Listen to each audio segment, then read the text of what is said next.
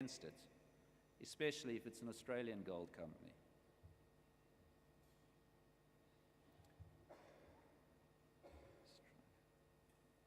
If you look back 24 years to 1992, when I started my career in the mining industry, these were the 10 largest ASX-listed gold companies. The gold price at the time was $333 an ounce. The Australian dollar averaged around 73 cents. So the Australian dollar gold price was around 450 Australian dollars per ounce.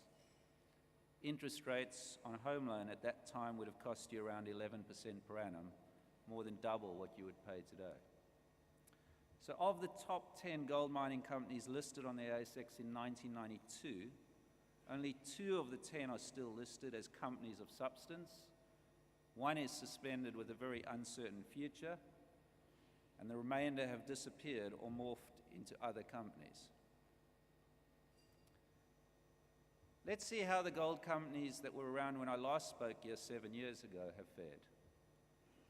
At this time, the US dollar gold price had risen to 982 US dollars an ounce.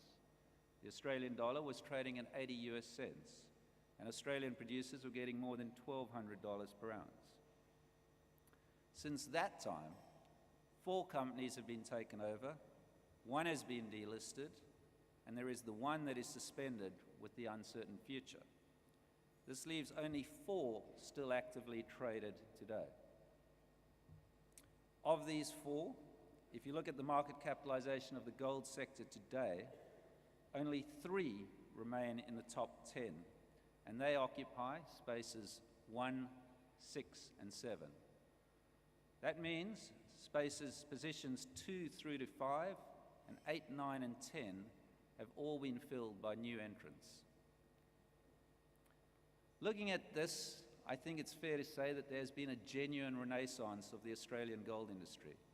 Because if you exclude Newcrest, which is appropriately categorised as a major, most of these Australian gold companies are of a size that would allow them to be called globally competitive mid-tiers and therefore be of interest to international investors.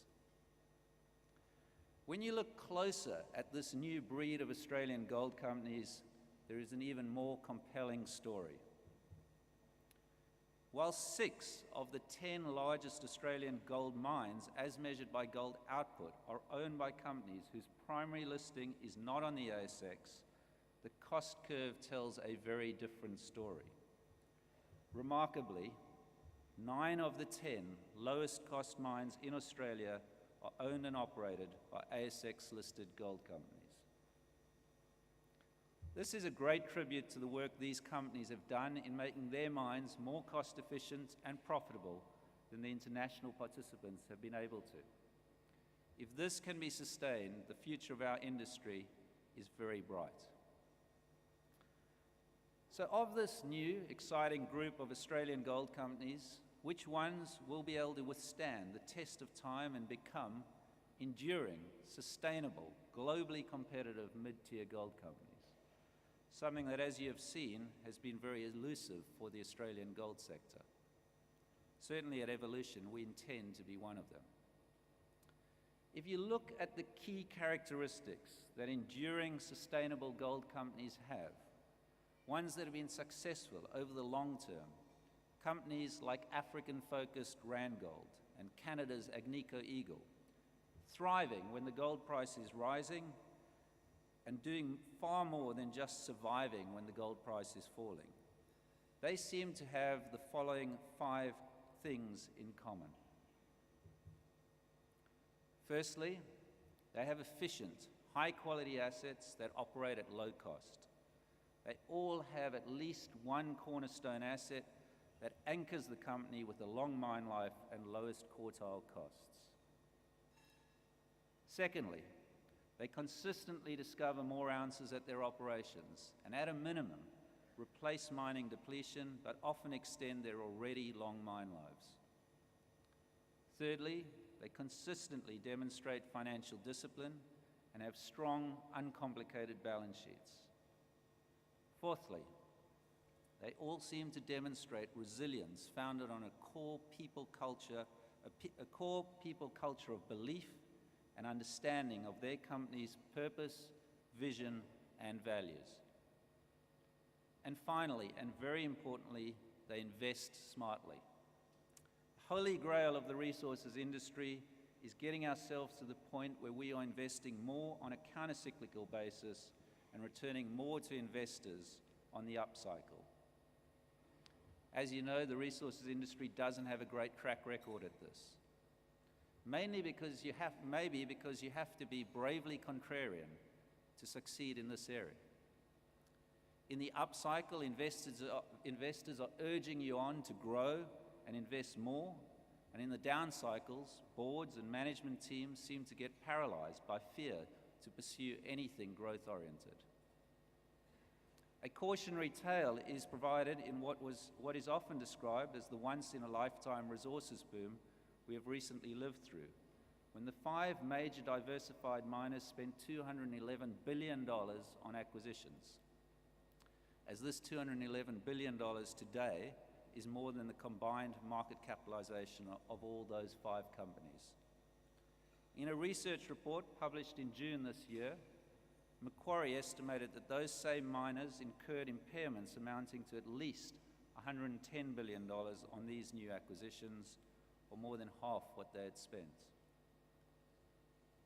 The Australian gold industry sector has an outstanding opportunity in front of it.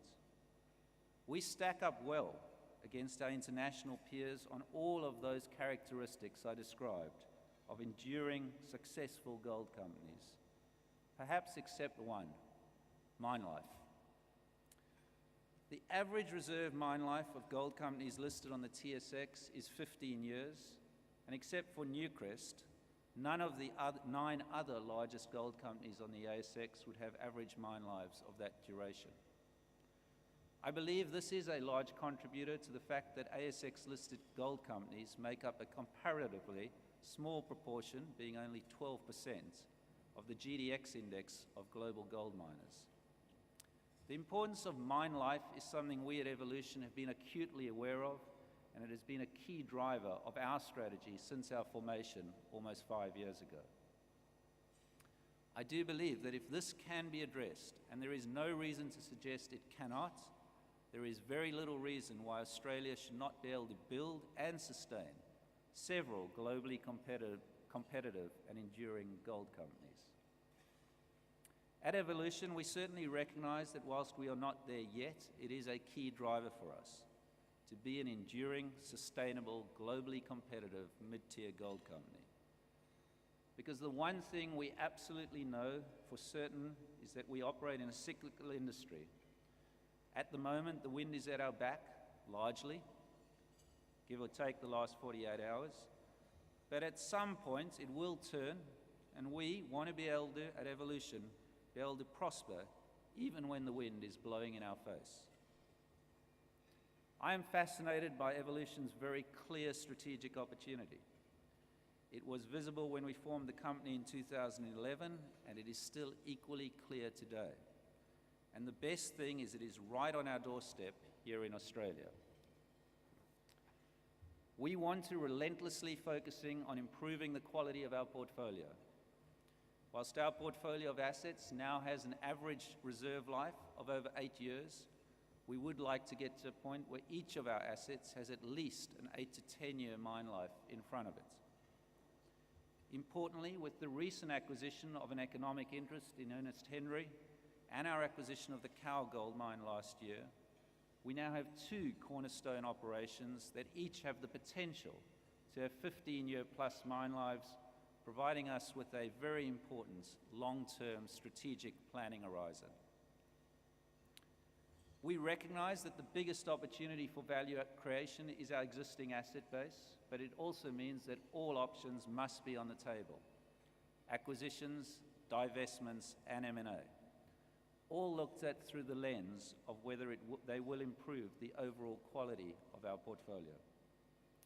You have recently seen evidence of our commitment to this through our divestment in our shortest mine life asset, Pajingo, and in the acquisition of the economic interest in Ernest Henry that will provide us our longest life, lowest cost ounces.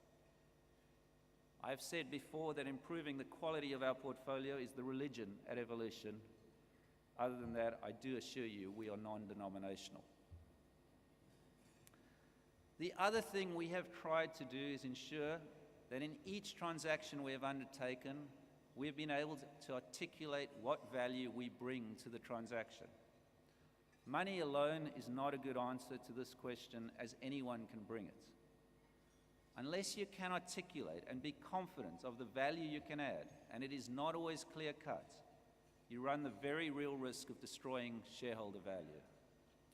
Hoping that the market has not understood the value of a company and that you can add a 30% takeover premium and still generate value for your own shareholders has been a strategy fraught with danger and a path we have deliberately chosen not to go down. In the last 18 months, we have executed 5 transactions, and only one of them, the smallest, was an on-market public company takeover.